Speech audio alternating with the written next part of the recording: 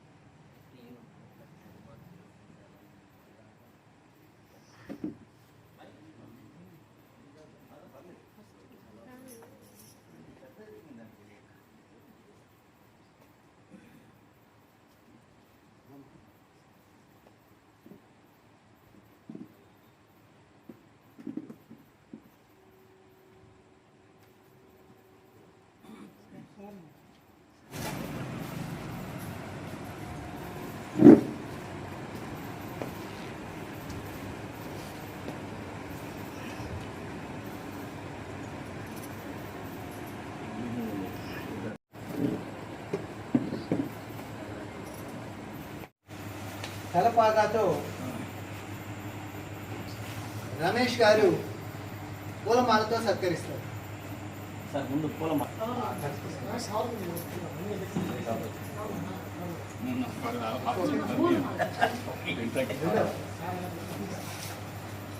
Sudha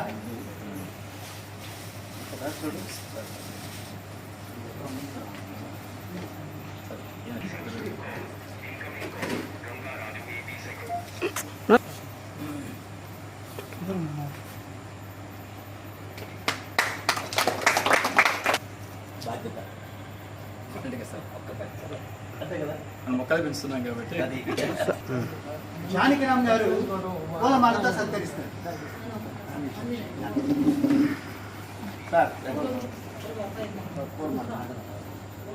Satish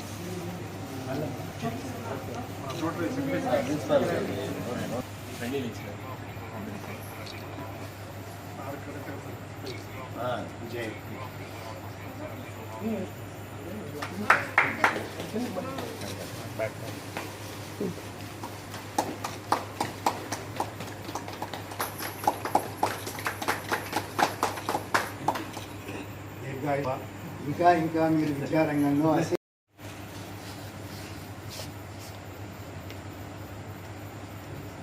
so members అంతా వచ్చారంటే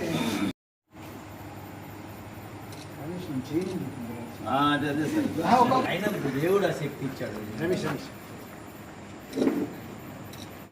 టీచర్స్కి ఇంజనీర్స్ సన్మానం చేయటం అట్లా ప్రతి ఒక్క కార్యక్రమంలో మా రోటరీ క్లబ్ టీచ్ చేస్తుంది. ఈరోజు అంతర్జాతీయ ఇదిలో ఇట్లా ముగ్గురికి ముందుగా ఓ డాక్టర్ రావాలన్నా, మరో ఉపాధ్యాయుడు రావాలన్నా, ఇంజనీర్ రావాలన్నా, యాక్టర్ రావాలన్నా, పొలిటీషియన్ రావాలన్నా, ఎవరినైనా సరే తయారు చేసేది ఉపాధ్యాయుడు. అందువల్లనే teachers are the builders of the society అనేసి చెప్పుకోవడం జరిగింది.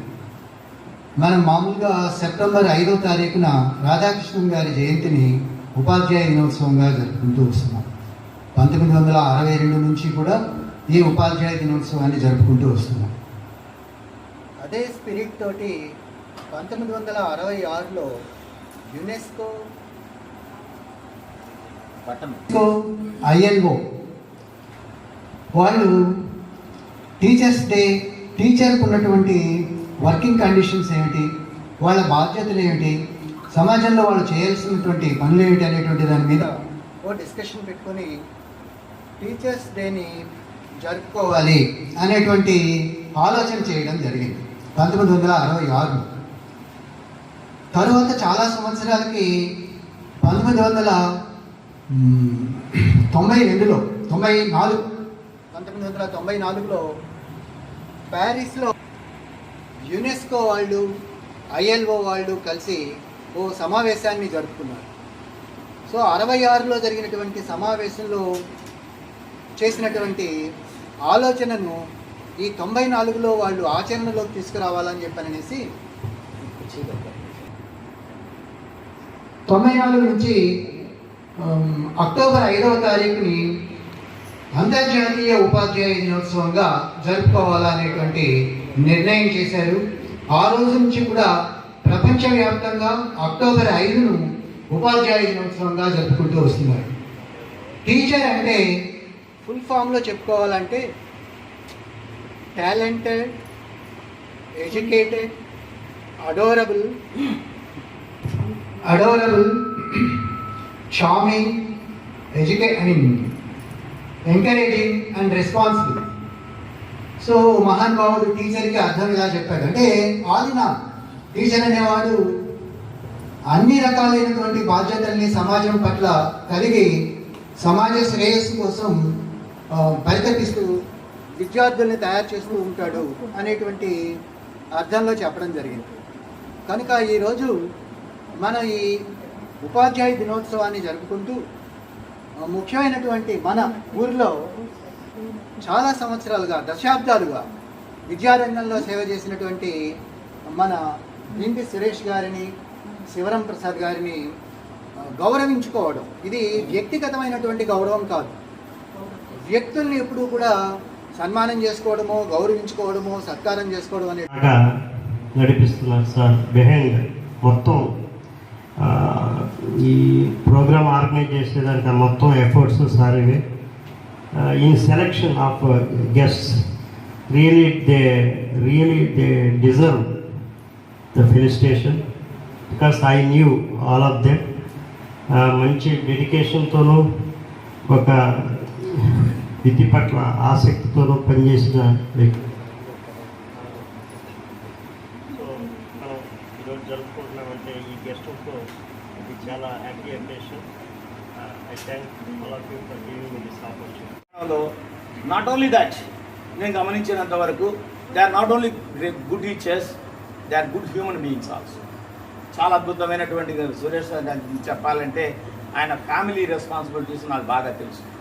ఆయన కుటుంబం కోసం పాకులాడే వ్యక్తి.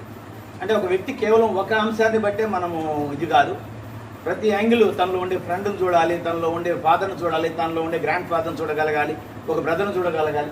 అన్ని రోజు అద్భుతంగా ప్లే చేశాడు. అలాగే మా శివరాం కూడా ఒక మంచి ఫ్రెండ్షిప్కి వచ్చేసరికి ఒక మంచి ఫ్రెండ్గా, ఇంటికి వచ్చేసరికి ఒక ఫాదర్గా, అన్ని రకాలుగా తను అన్నిట్లోనూ చాలా సక్సెస్ఫుల్గా వాళ్ళు తమ కెరీర్ని కొనసాగించి ఈరోజు ఇంకా కొనసాగిస్తూనే ఉన్నారు. నేనన్నా ప్రశాంతంగా రిటైర్ అయ్యి ప్రకటించుకున్నాను, నాకు ప్రకటించేసుకొని నేను రిటైర్మెంట్ ప్రకటించుకొని నేను ప్రశాంతంగా ఉన్నాను. కానీ వాళ్ళు స్టిల్ దే ఆర్ డూయింగ్. తను ఇప్పుడు ESRMI school head master, VR కళాశాల ఉంది కదా, గవర్నమెంట్ కళాశాల, దానికి ప్రిన్సిపాల్ కూడా. ఎందుకంటే అది హైలీ క్వాలిఫైడ్, ఇంకా అక్కడ నెల్లూరులో ఎవరు లేరు. ESRMI school head master plus ప్రిన్సిపల్గా కూడా వర్క్ చేస్తున్నారు. సార్ గురించి చెప్పాలంటే VR చేసి ఒక ప్రపంచమే సృష్టించింది వెంకటగిరిలో.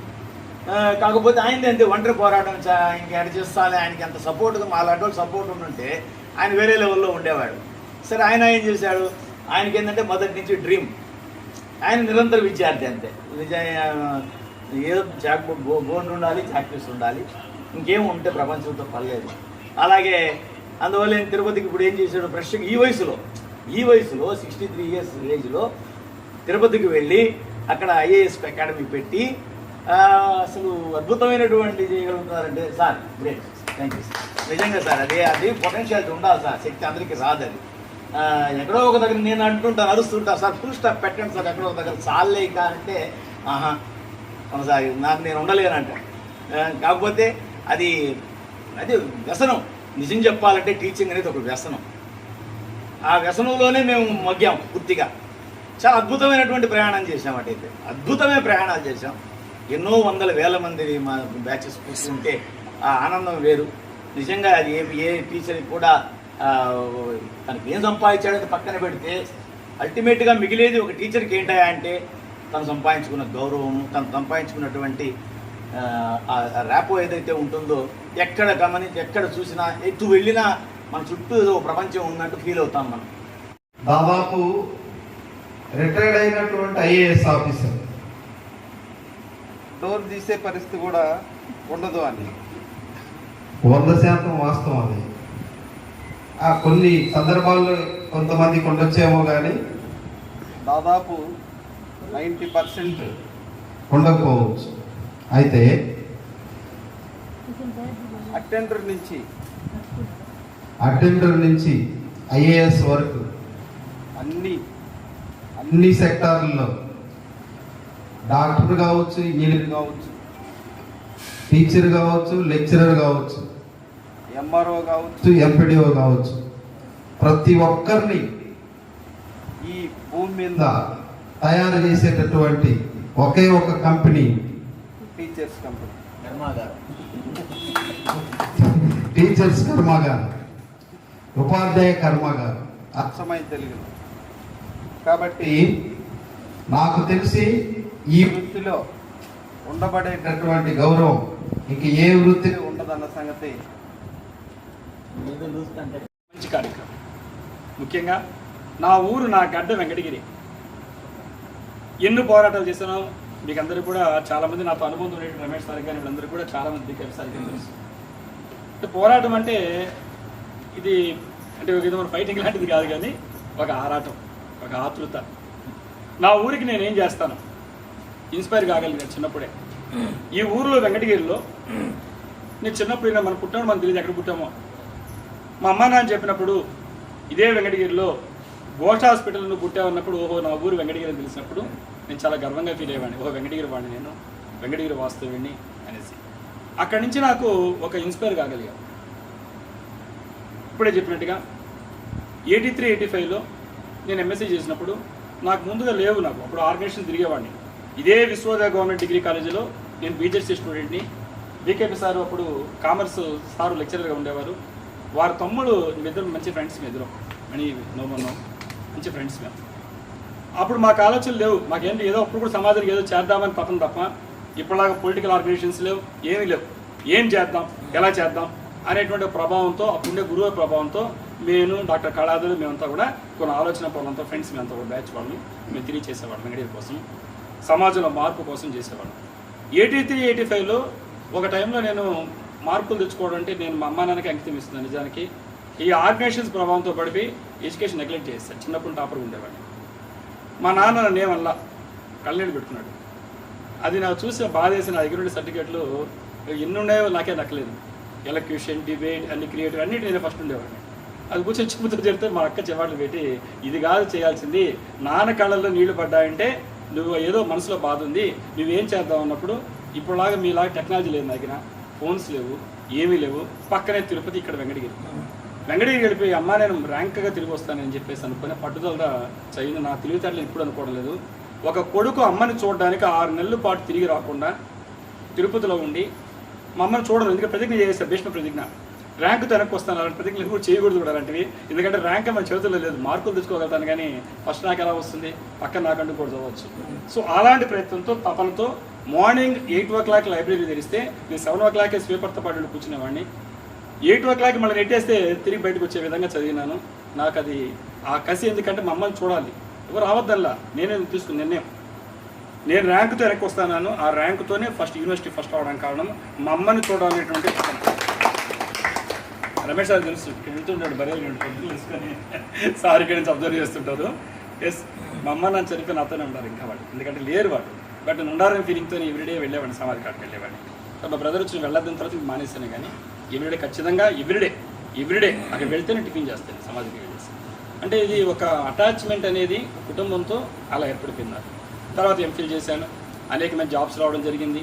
కానీ నాకు ఉండేటువంటి ఒక తపన పిహెచ్డీ చేయాలని కోరికతో ఆంథ్రోపాలజీ మానవ శాస్త్రం అనేటువంటిది ఎంత ఉందో ఈరోజు సివిల్స్లో టాప్ సబ్జెక్ట్ అనేటువంటి దాంట్లో నేను చేయడము, దాంట్లో ఎత్నో ఆర్కియాలజీ అనేటువంటి ఒక స్పెషలైజేషన్లో ఇండియాలో 2వ వాడిగా, సౌత్ ఇండియాలో ఫస్ట్ పేజ్లో వాళ్ళకి ఆవిర్భించడము, ఎస్విఎన్స్లో ప్రీ హిస్టారిక్ ఆర్కియాలజీలో టాపర్గా రావడం, ఇలాంటి ప్రస్థానం వచ్చినప్పుడు అనేకమైన జాబ్ ఆపర్చునిటీ వచ్చినాయి నాకు.